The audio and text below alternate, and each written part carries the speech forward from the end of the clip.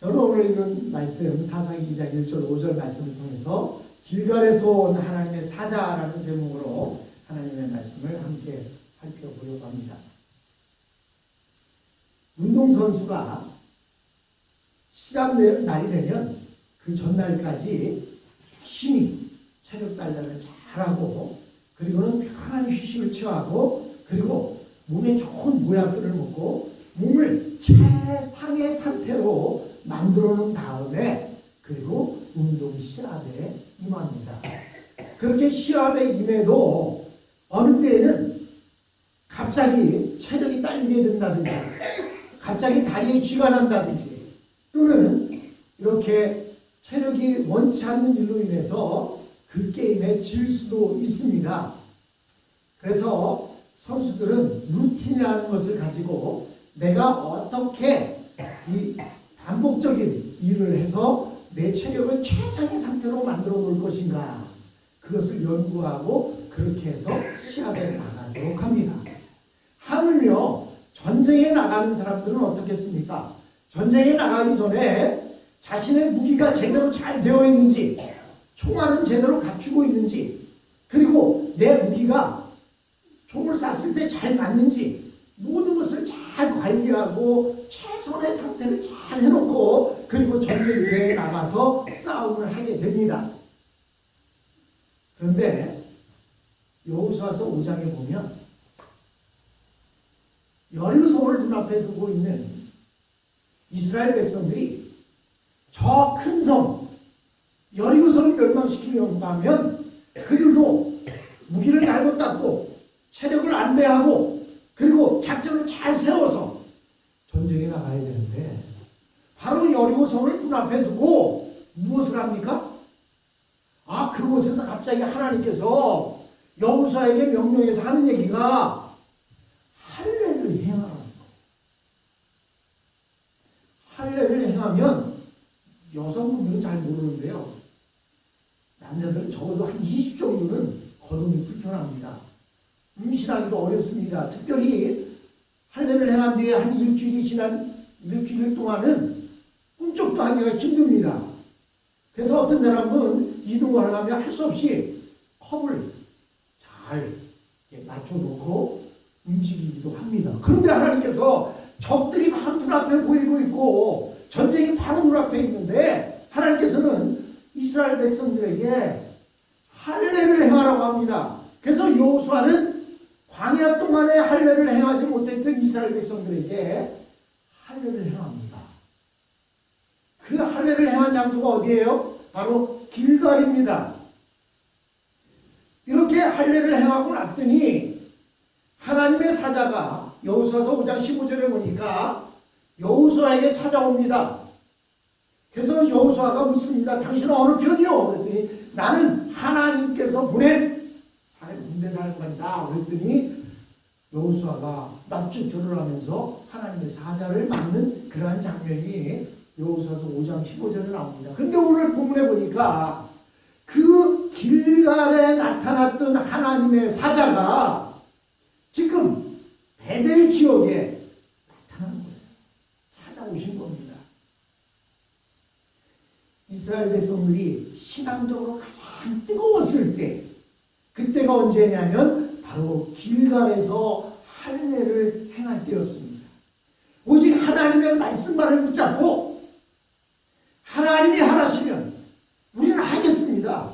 그래서 모든 남자들 전쟁에 나갈 모든 남자들이 다 할례를 받고도 그곳에서 은혜가 충만해서 죽으면 죽으리라 하고 그곳에서 할례를 받았던 것입니다. 그들이 할례를 받은 뒤에 만약에 저 여리고성의 군사들이 뛰쳐나와서 자신들을 치면 어떻게 되겠어요? 다 죽을 수밖에 없습니다. 그럼에도 불구하고 그들은 너무나 은혜에 감격했고 은혜가 뜨거운 나머지 하나님의 말씀에 순종해서 할례를 받았습니다. 그러나 이스라엘 백성들이 가나안 땅에 들어온 지가 10년이 지나고 20년이 지나면서 그 열정은 전부 사그라들고 말았습니다. 이 가나안 땅에서 우상과 음란 세력을 다 몰아내고 하나님의 나라를 세우겠다. 이 더러운 곳을 청소해서 거룩한 나라를 세우겠다라고 하던 그 젊은 열정들은 다 사라지고 이제는 자신들의 신앙조차 지키지 못하는 지경이 되어버렸습니다. 오늘 아침 내일 성경 읽기에는 창세기 12장부터 12, 13, 14장을 읽었는데요. 그것에 보면 하나님께서 아브라함에게 말합니다. 너희 자손을 하늘의 별보다 바다의 모래보다 더 많게 해주시겠다. 그런데 너희 자녀들이 애굽에 들어가서 4세대까지는 그곳에 있을 것이다. 그리고 그 후에야 다시 이곳으로 돌아올 것이다. 그런데 왜 4대가 지날 동안 애굽에 있어야 하느냐? 그것은 가나안의 죄가 아직 무르익지 않았기 때문이라고 이야기합니다. 즉 4세대 400년이 지난 뒤에 이스라엘 백성들이 다시 가나안 땅에 들어온 이유는 이미 창세기에서 말씀하고 있어요. 이스라엘 이 가나안 땅의 죄가 간영해짐으로 인해서 그 죄들을 싹 쓸어버리고 그곳에 하나님의 나라를 세우라고 하나님은 이미 약속해 놓으셨습니다. 그런데 처음 요단강을 건너서 길갈에 이르렀을 때 뜨거웠던 그들의 그 은혜 받았던 그 열정들이 10년, 20년 지나더니 다 사그라들고 언제 그랬냐는 듯이 그들과 더불어 살고 있는 그 이스라엘 백성들에게 길갈로부터 하나님의 사자가 찾아왔습니다. 그 사자는 타협하고 양보하면서 예전의 열정과 믿음을 다 잃어버린 그들을 찾아와서 옛날에 그들의 귀에 들렸던 하나님의 능력의 방법을 다시 말씀해주고 있습니다. 길갈에서 하나님 앞에 헌신을 다짐했던 이 세대는 그 길갈에서 다시 온 하나님의 사자의 그 은혜의 말씀 앞에 통곡하기 시작합니다. 얼마나 그들이 그곳에서 길갈로부터 찾아온 하나님의 사자의 음성을 들고 그들이 통곡하며 울었든지 그곳의 이름을 복임이라 했다라고 말합니다. 복임이라는 말은 우는 사람들이라는 뜻을 가지고 있어요. 여러분 금강이 왜 금강인 줄 아십니까? 이 금자가요 비단금자를 써요. 금강물이 비단처럼 아주 이렇게 이쁘고 그렇다 해서 금강이라고 합니다. 이렇게 이름을 지을 때에는 그 이름의 뜻이 있어요. 복임이라고 이름한 것은 길갈로부터 하나님의 사자가 와서 옛날에 길갈에서 너희들이 받았던 그 은혜를 상기시키면서 지금도 그 은혜의 방향대로 하나님 앞에 헌신하라고 하니까 그 이야기를 들은 이스라엘 백성들이 그곳에서 통곡을 하는 겁니다. 그래서 그곳의 이름을 복임이라고 이렇게 이름했습니다. 복임은 우는 사람들이라는 뜻을 가지고 있어요. 이스라엘 백성들은 가나안 땅에 정착하면서 원래의 의도와 달리 가나안 사람들과 점점 닮아가기 시작했습니다. 이것은 다른 사람들이 아니라 하나님 앞에 자신들의 모든 삶을 드리겠다고 뜨겁게 맹세했던 그 세대, 그 사람들이 바로 그렇게 하고 있었다는 것입니다. 근데요, 이때 나타난 하나님의 사자가 누구냐? 이것이 우리에게 있어서는 참으로 중요한 부분의 하나가 될 수 있습니다. 선지자들의 시대에는 가끔 무명의 선지자가 나타나서 하나님의 말씀을 전하는 경우들이 있었습니다. 그러나 이때는 아직 선지자가 있던 시대가 아닙니다. 그 당시 선지자라고 하면 모세 한 사람을 뽑을 수 있을 뿐 사무엘이 등장할 때까지는 선지자는 있지 않았습니다. 그렇다면 이름을 밝히지 않은 이 하나님의 사자는 누구입니까? 이 사자는 좀 전에 말씀드린 대로 여호수아서 5장 15절에 여호수아 앞에 칼을 빼들고 서 있던 바로 그분이었습니다. 이분은 제2위 하나님, 즉 나중에 마리아의 몸을 통해서 이 땅에 태어난 바로 그분이십니다. 하나님의 사자는 길갈에서부터 복임까지 직접 찾아와 하나님의 말씀을 전했습니다. 길갈이 어디입니까? 좀 전에 말씀드린 대로 이스라엘 백성들이 하나님의 은혜로 충만한 나머지 죽기를 각오하며 할례를 받았던 그곳이 아닙니까? 그러면 복임은 어떤 곳입니까? 복임은 어떤 곳이라고는 지역이 구체적으로 확인되지는 않습니다. 그러나 많은 학자들이 이야기하기를 요셉 지파가 무찌르려고 했던 베델 지역을 바로 복임이라고 이야기한다라고 말합니다. 왜냐하면 요셉 지파가 베델을 치러 올라갔다가 길을 찾지 못하니까 그곳에 나오는 한 사람과 타협하고 결국 그 사람들을 살려줌으로 인해서 그 땅에 문제가 시작이 되었습니다. 그래서 하나님의 사자가 그곳을 찾아왔기 때문에 그 지역이 복임이 아닐까 이렇게 생각합니다. 그러나 이 베델은요, 나중에 보면 아모스서에 보면 아모스 선지자가 베델에 가서 하나님의 그 우상 신전, 큰 우상 신전이 있는 앞에서 하나님의 말씀을 선포하는 것을 보면 이 베델이 결국은 우상을 숭배하는 중요한 거점지가 되었던 것을 알 수가 있습니다. 여러분, 이스라엘 백성들이 복임, 눈물을 흘리며 통곡하며 울었다. 그러면 우는 것이 중요한 것이 아니라 통곡하고 울면서 변화된 것이 중요한데 변화되지 않으니까 어떻게 했느냐? 복임이라는 이름이 성경에는 등장을 하는데 어디 지역인지를 몰라요. 지금도 길갈이라는 것은 여기가 길갈입니다라고 나타나 있는데 복임이라는 곳은 어딘지를 몰라요. 그래서 추측하기를 베델 근처일 것이다 라고 추측만 하고 있다는 사실입니다. 변화된 삶이 없으면 잊혀진 삶이 되어지는 거예요. 변화된 모습이 없으면 그냥 한번 눈물 흘리고 통곡하고 울었다고 해서 해결되는 게 아닙니다.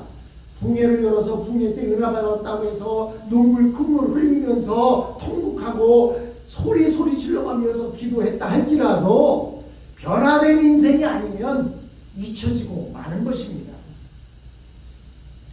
여러분, 하나님의 사자가 친히 그 백성에게 와서 외친 말씀이 무엇입니까? 그것은 너희들이 지금 어떤 존재로 이곳에 와 있느냐라는 것을 이야기합니다. 내가 너희로 애굽에서 나오게 했다라고 말씀하고 있습니다. 즉 그들이 애굽의 노예 상태에서 탈출해서 이곳에 온 사람들이다 이렇게 말합니다. 여러분, 죄수 하나가 감옥을 탈출하는 것도 어려운데 이스라엘 백성, 전 이스라엘 백성들이 애굽을 탈출했다. 그것은 쉽게 이루어질 수 있는 일이 아닙니다. 거기다가 노예 생활만 하던 사람들이, 무기도 없죠. 무기를 쓸 줄도 아는 사람들이, 쓸 줄도 모르는 사람들이 그것을 탈출했다. 그것은 엄청난 일이었습니다. 하나님께서 그런데 그들을 이곳에 보내왔는데 너희들이 지금 무엇을 하고 있냐는 것입니다. 그러나 하나님은 여전히 너희를 버리지 않겠다고 말씀하십니다. 하나님께서는 이스라엘 백성들에게 맹세하기를 구원은 단순한 압제에서만 해결시켜 주시는 것이 아니라 구원은 하나님의 엄청난 축복이 따라온다는 것입니다. 이 그 축복이 바로 애굽에서 건져낸 것만이 아니라 바로 가나안이라는 땅을 주셨다는 거예요. 가나안 땅은 젖과 꿀이 흐르는 땅이다라고 이렇게 명명되어 있습니다. 하나님께서는 이스라엘 백성들 조상들에게 약속했던 그 맹세하신 그 대가로 가나안 땅으로 그들을 인도하셨습니다. 아브라함과 약속하신 그 약속의 말대로 그들을 가나안 땅으로 인도해 오셨습니다. 하나님께서는 내가 너희와 세운 언약을 어기지 않겠다라고 맹세하셨습니다. 다시 말해서 죄악의 세력이 아무리 강하고 크게 보여도 하나님의 맹세하신 것은 절대 어기지 않을 테니 두려워하지도 말고 타협하지도 말고 세상과도 싸우지 말라고 말씀하시는 것입니다. 이것이 바로 이스라엘 백성들이 원래 가지고 있었던 신앙이었고 길갈에서 다짐했던 신앙이었습니다. 아무리 어떠한 큰 적이 내 눈앞에 있다 할지라도 하나님의 말씀에 순종하겠다라는 것, 그것이 이스라엘 백성들의 약속이었습니다. 저와 여러분이 예수님을 믿게 된 것이 무엇입니까? 그리고 이 땅을 살아가는 것이 무엇입니까? 하나님의 말씀에 순종하겠습니다 하는 것 아닙니까? 여러분, 이 세상에서 제일 힘든 일이 무엇인지 아십니까? 바로 예수 믿는 거예요. 그래서 예수 믿는 게 참 어렵습니다. 여러분은 이미 예수를 믿었기 때문에 예수 믿는 것이 어려워 보이지 않을지 몰라도요, 예수님을 만난다는 것 참 힘듭니다. 그것뿐만 아니라 예수 믿으면서 이 땅을 살아간다는 것 참 힘듭니다. 특별히 한국에서 직장 생활하는 사람들은요, 그냥 직장 무슨 일주일에 한두 번씩 회식을 하는 게 있어요. 회식에 가면요, 위에 상사들이 주는 술을 마셔야 됩니다. 그런데요, 예수 믿는다고 해서 술을 안 마시고 직장 생활을 하려면 참 어렵습니다. 예수 믿는 게 그렇게 단순한 게 아니에요.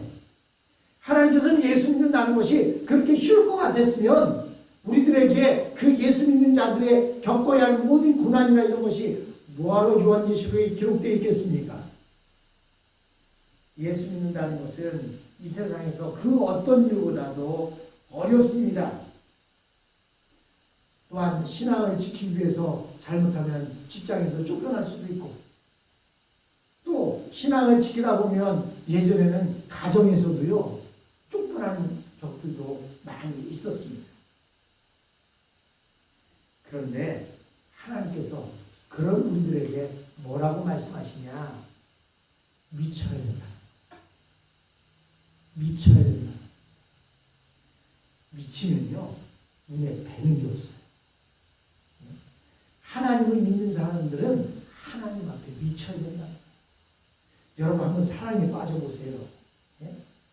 그냥 어릴 때 수두를 알아서 온 얼굴이 공부가 되었어도요, 사랑에 빠지면 온통 그게 다 보조개로 보인다니까요. 내 사랑하는 애는요, 얼굴이 온통 보조개예요.